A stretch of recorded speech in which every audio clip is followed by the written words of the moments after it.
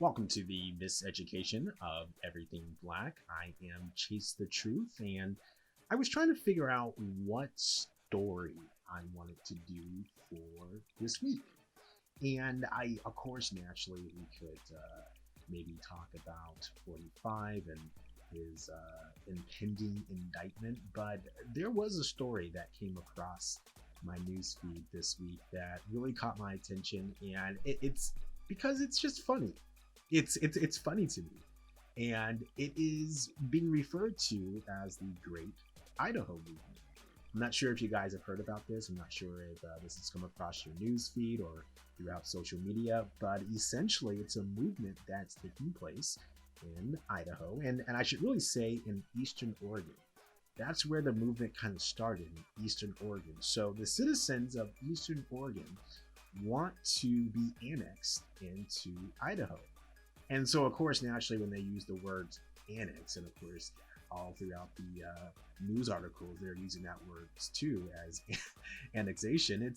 It just made me laugh because it's one of these concepts that I think has been ingrained or maybe indoctrinated into PWOCs that in colonization and annexation, those are the ways to go. That is the only way to move forward. Conversation, democracy, that is out the door.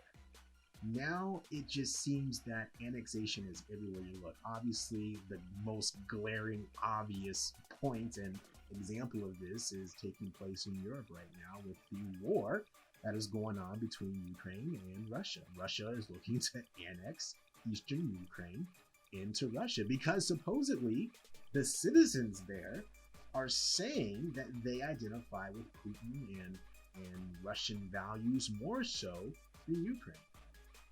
And so supposedly the citizens there in Ukraine or in eastern Ukraine are looking to be a part of Russia, and obviously that's how this whole that's partially how, of course, naturally this conflict got started. But once again, going back to the whole funny aspect of this whole story is that the same thing is happening right now in our own nation.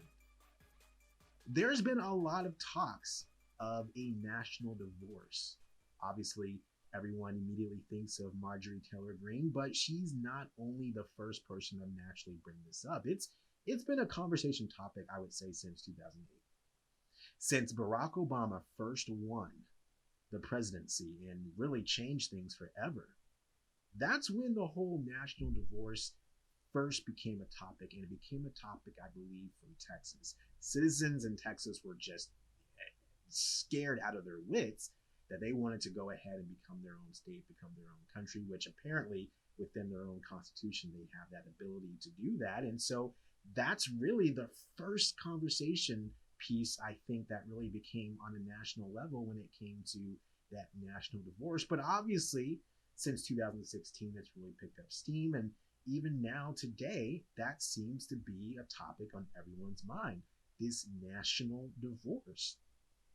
Democrats and Republicans are not getting along. The people who identify as Democrats, the people who identify as Republicans are not getting along. So much so that a national divorce seems to be the only way to kind of move forward for everyone to be happy. And it's really kind of playing out right now in Oregon and Idaho. Oregon is somewhat of a blue state. It's controlled a lot by the Democrats who were legally voted into office by the citizens of Oregon. The problem is the citizens in Eastern Oregon are being outnumbered by Democrats who mainly live in the city of Portland and the surrounding areas. Because obviously, naturally, that's just, people migrate to where other people are. So you have these rural areas where there's not a lot of people, but there's still a strong number of people for this to be a topic of interest right now. But there isn't a lot of people, and so when they go to the polls to vote for who they want to be governor or whatever the case may be, which policies they want moved forward, they're being outnumbered by the number of individuals that live in Portland and in Western Oregon in general. So now you have this push of citizens who live in Eastern Oregon. They're looking now to be a part of Idaho. They're seeing the laws that are being passed in Idaho. Some of them are just completely just out of right field, but at the same time, they feel that they identify more with the policies that are being passed in Idaho, and so they feel that they want to be a part of Idaho. They want to be annexed into Idaho, and so right now, lawmakers in Idaho have passed legislation, have held talks about essentially annexing Eastern Oregon to be a part of Idaho.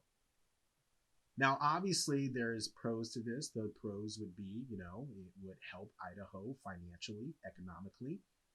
Right now, I shouldn't say Idaho alone, but obviously, with inflation, things like that kind of circulating all throughout the world, this would be a financial boost to Idaho. It would help them bring in additional revenue.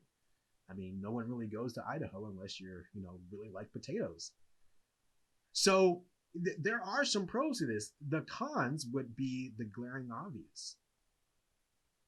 That, once again, I talked about that indoctrination that PWOCs have to colonization and now to annexation. Democracy is slowly dying in this country. And this is proof. We can't win. We are being outnumbered. So here's my question. Why don't they just move? What's stopping them from picking up their corn and potatoes and wheat and hay and just moseying on over to Idaho? Like, what's stopping them from doing that? Why this need to be annexed? Like, I mean, I get the fact that, once again, it's the whole we're not winning aspect, which is not the way I think you should really be looking at this. Ask yourself why you're not. It's not just because of the fact you're being outnumbered. Maybe it's because the policies that you want pushed are not good.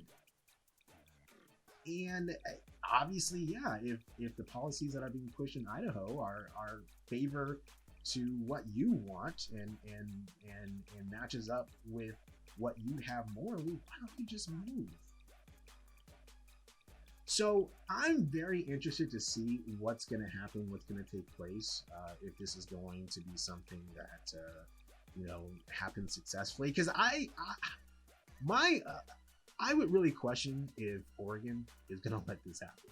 I mean, hey, maybe they might.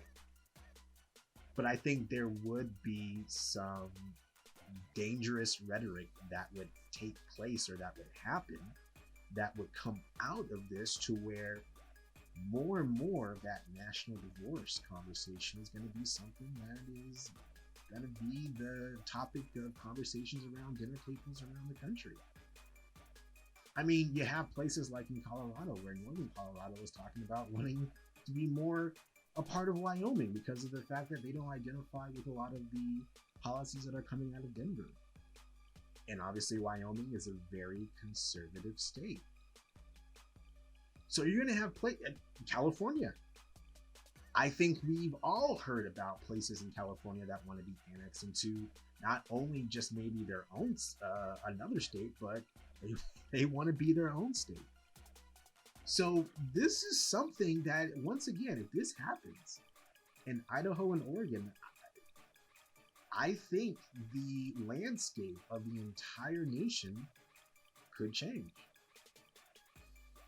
I mean, while they're at it, they might as well just add North and South Dakota, because that's just ridiculous. There shouldn't be two states. That should just be one state. That's a whole different topic right there. Well, anyways, guys, tell me what you think about this. If you think it's a good thing, a bad thing. If you think that, gosh, very dangerous, like I said, very dangerous rhetoric may come of this. Let me know. Let me know what you guys think. Like, subscribe, comment, I'll try to make more videos more frequently. But once again, this is Chase the Truth. And this has been another edition of the Miseducation of Everything What.